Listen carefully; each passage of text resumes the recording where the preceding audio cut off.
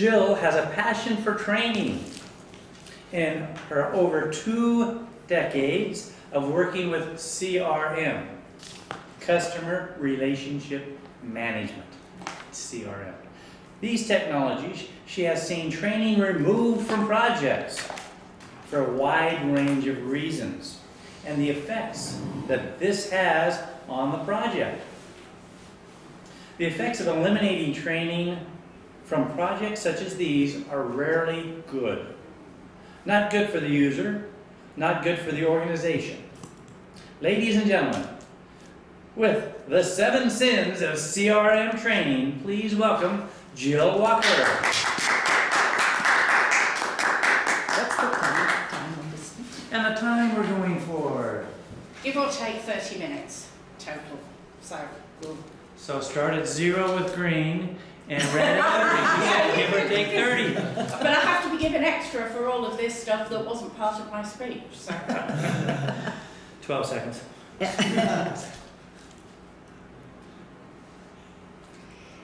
today I am going to show you and talk to you about why training must be included in all of this sort of project.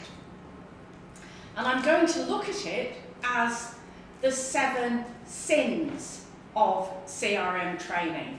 And on the screen we have those 7 sins. You will be meeting them more later on.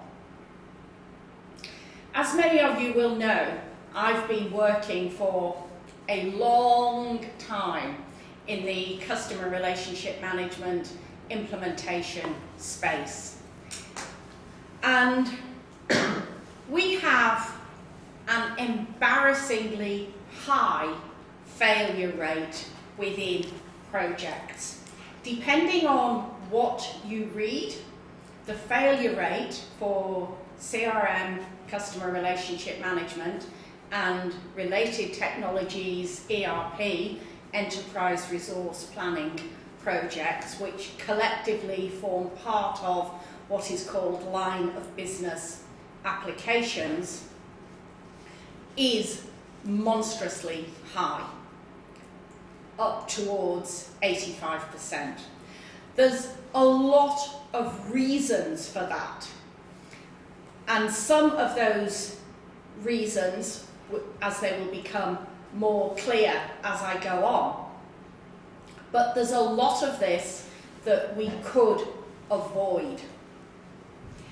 This failure is costing, in the US alone, and unfortunately I couldn't get any Australian numbers, but in the US alone there is a waste of $15 billion per year on these projects.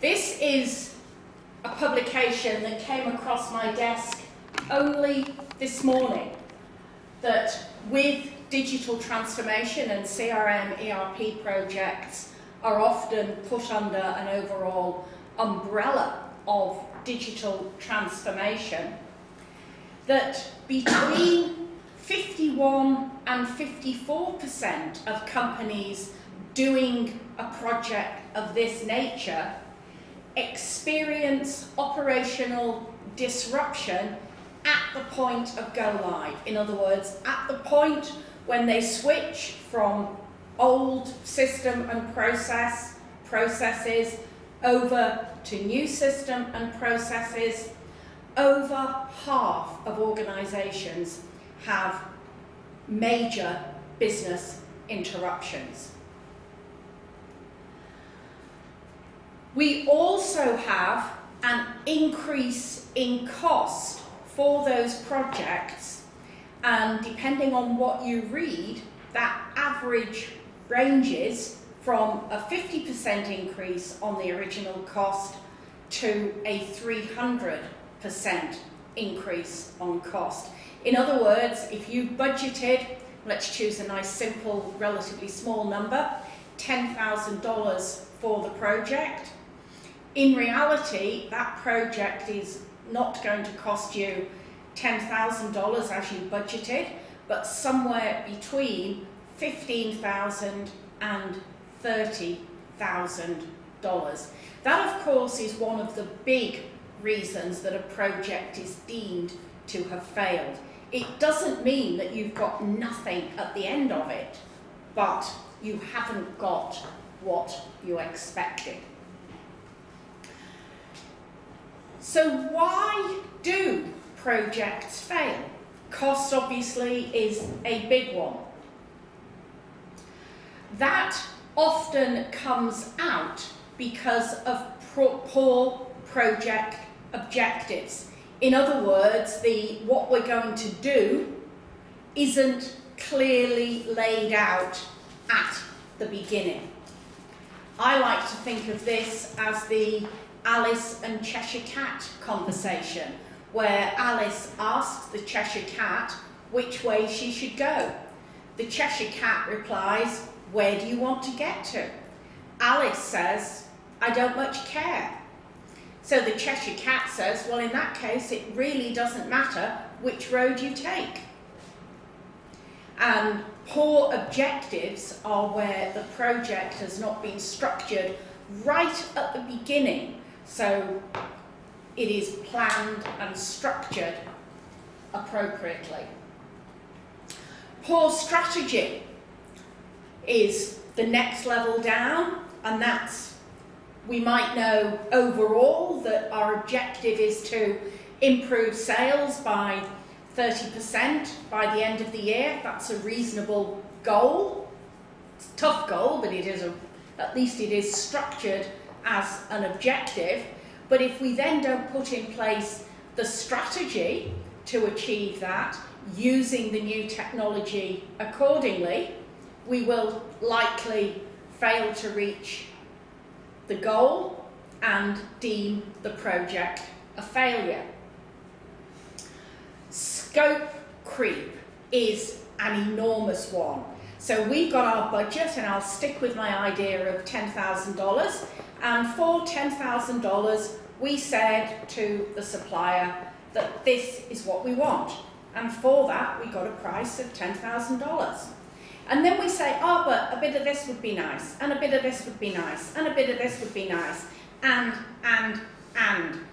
And consequently, it is hardly surprising that the $10,000 that would give us this, you don't get this for $10,000. But there's a lot of misunderstanding within all of the people in the project, and consequently disappointment, and the project is deemed a failure. Another very common cause of deemed failure is poor process design. So we have an implementation where pre-implementation we had something that we did and it worked to a degree. One has to assume, because if it didn't work, why on earth were we doing it? And we just take that process and dump it into the new technology. So we have a brighter, shinier version of the rubbish that wasn't working here. And then when it still doesn't work, we blame the project. Project fail. And probably the biggest one, although there are elements of the previous four in the poor user adoption, but we've implemented the project, we've got a fair number of things delivered on time and on budget, we've got lots and lots of ticks, and the users say, no, it doesn't work for me. My way, the old way, is better. You, Mr. Boss, Mr. CEO, can just go away. I've got my targets, I've got my goals, my way works, you can keep your new technology. And that is a big, fat failure. So, what are the tips for success? The first and very widely given tip is that from even before we start doing any real work within the project, let's evangelize the CRM project. Let's talk to everybody and explain the benefits, not the benefits to the management, but the benefits to the users, the people who we're talking to at that point. Let's get marketing and sales singing from the same hymn sheet. There is virtually an organisation that you can go into where there isn't complaints from sales about the quality of the leads and complaints from marketing that sales aren't doing the work. And it's just constantly, not my fault, your fault, should do better, da-da-da-da-da-da. Let's unite them, integrate them, and make them work. And finally, let's provide training. Now, although training is only mentioned once, in actual fact, if we include a lot more training, or maybe I'll broaden that a little bit into education, we will have much greater project success. So now I am going to go through and look at what, from my personal experience, happens to this training and why we don't get anywhere near enough training which will give us the project success. The first challenge is that we don't use proper trainers. We just get anyone. You've been working here for 3 years, you know what you're doing. Just go over there and train that new person. You're pretty good, you'll do. Or worse still, you're good with the CRM. We've got a training room booked. Can you just run through, show people how they're supposed to use it? It'll work. So that complete failure to acknowledge that training in and of itself is a skill, and that we need people with those communication skills, with the ability to get to the why, as Tom was talking earlier, so that people fully understand the technology and the processes that are being implemented. Sin number 2 is focusing training purely on exam passes, not worrying about understanding and really knowing the technology, but the organisation wanting to be able to say, all of our people have passed all these exams, so they must be good. Well, if you've passed exams using exam cram resources and you've not looked more broadly at all, having the exams and being good at what you claim to be good at can be completely and utterly separate. But unfortunately, there are way too many people in the world that I live in that go off exam passes much more than understanding. Probably one of the biggest sins is getting training confused. And there's a lot that I could talk to under this slide. One big area of confusion is thinking that the training is the same as testing. So we'll just take people into a room, we'll show them how things we think maybe perhaps are supposed to work, then they can have a go at it, and they can say, oh, I don't like this bit, and it would be better if that was over there, and this is too slow, and so that is a complete and utter disaster. But it happens, and it happens way too often. The other big area of confusion is not either knowing or acknowledging all of the different types of training that we should be doing during the course of a project of this nature. So running through them in what I believe should happen, running through those types of training in roughly timeline order. I would like to see all projects starting with what I am now calling envisioning education. That is education that teaches key people what the software does before we make any changes to it, before we do the scoping of the project. So, well, I'm not going to name who the key people are, but whoever, just 3 or 4 typically for most projects, we go in and we find the project sponsors, the key people, the people who will be having big input into the scoping, get them to understand what the technology that they have selected will do before the likes of me make any change whatsoever. And the big benefit of that is you've then got people who understand the business, understand the processes that need to be supported and implemented, and have some knowledge of the technology. It means we can all have a proper conversation.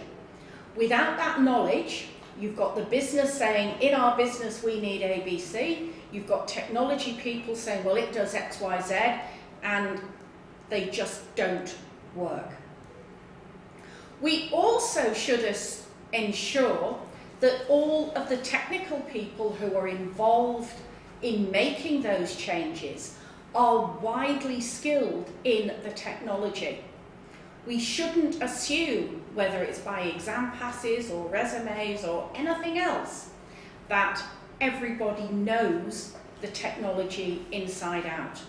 And I have seen so many examples, including the client I'm now helping in Cairns, where an implementation has been done where things are completely reinvented because the technical people didn't know what was in the software before we even start.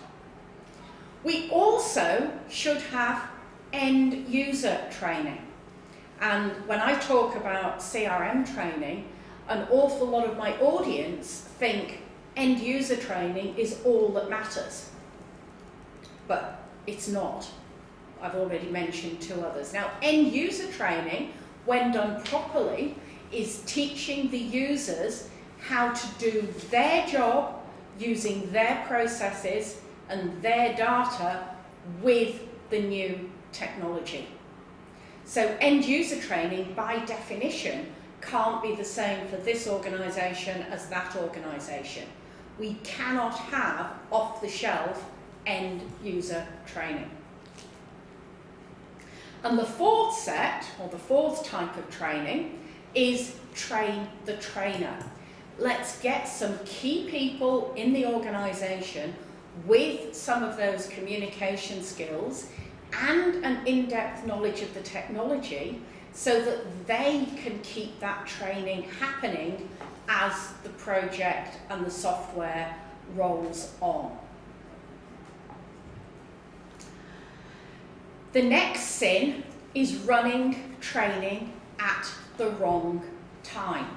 So if we've got an implementation and we've got a go live date, and I'm going to choose go live date of 1st of July because it works, I would argue that all users should get their end user training no more than a fortnight before the 1st of July. Even a fortnight is longer than I would choose, but I will go with a fortnight for larger organisations. But the idea of training people 2 months out, which I have come across, just doesn't work.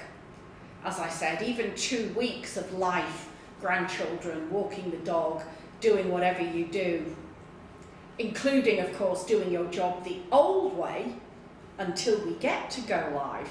2 weeks, I would argue, is too much. 2 months is just a joke. Another wrong time is going the other way and going live and arguing, well, we're all so busy, we haven't got people to train, we can't possibly train before go live, so we'll go live and then we'll draw breath and we'll see what's happening, and then we'll run the training. After you've all learnt your bad habits and got confused and decided that you don't like the software and it's crap and everything else, then we'll run a course. And so, no, I'm glad you look like that, Daniel. I wish I could get a photo of that, because... And the other wrong time is related to that one, but when we've got new people coming into the organisation, so people who couldn't possibly get the go live training because they weren't part of us at that point, and we let them join the company and do whatever, and then maybe 6 weeks after, oh, there's a CRM course, go along on that next Monday. Yeah.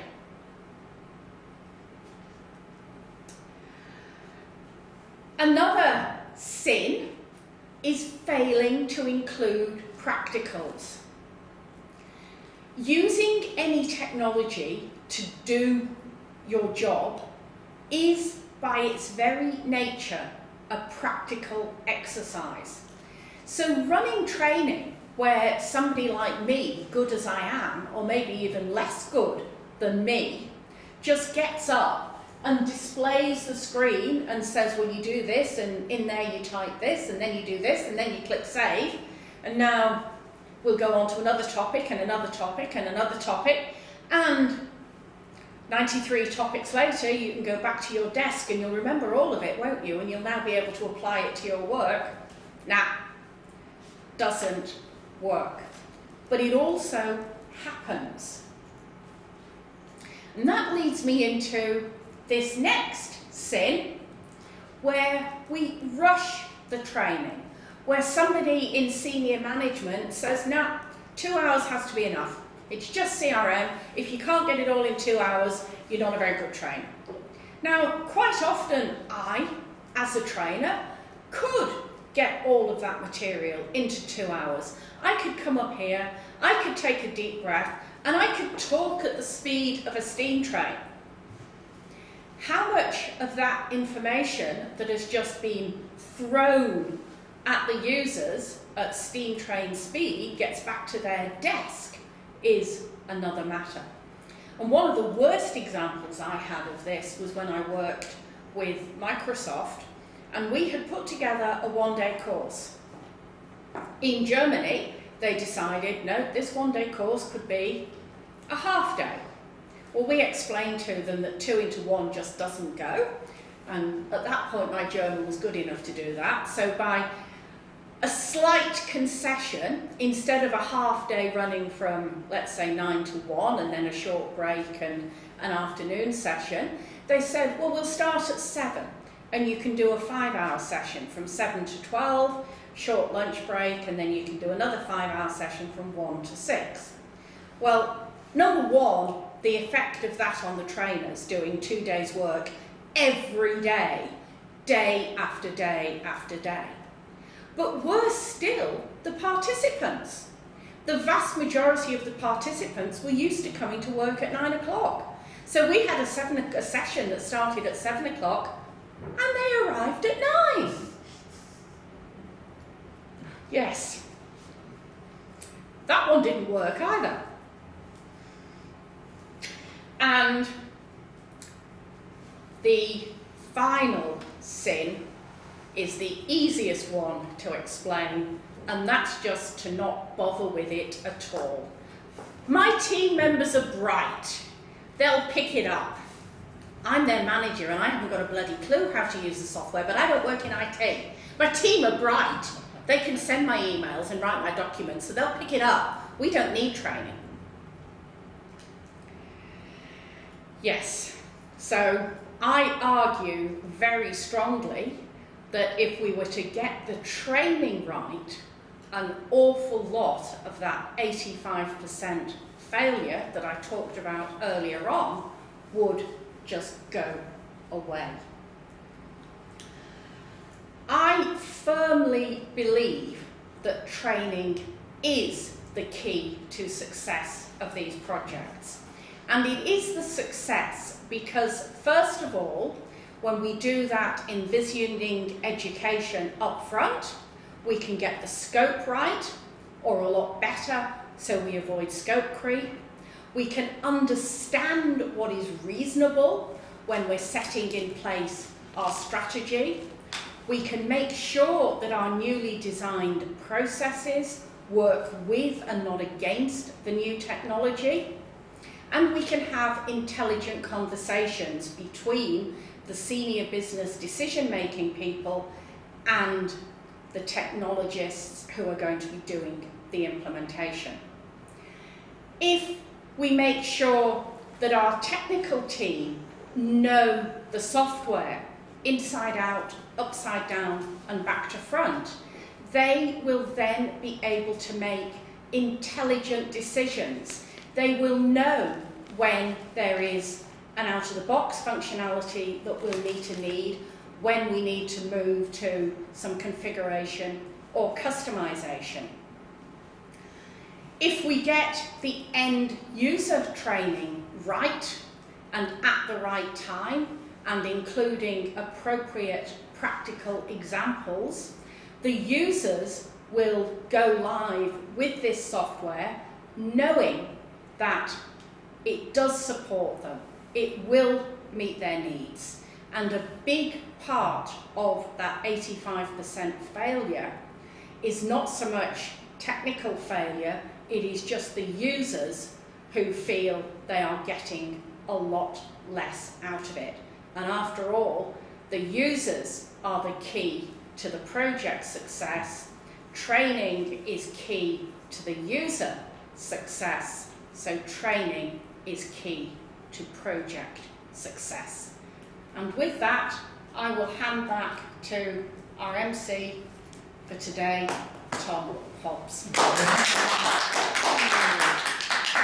Thank you. All the immortal sins. It's fun to have. Fun way to look at things. It may not be all. There's enough of us to get us thinking in a different direction. Yes.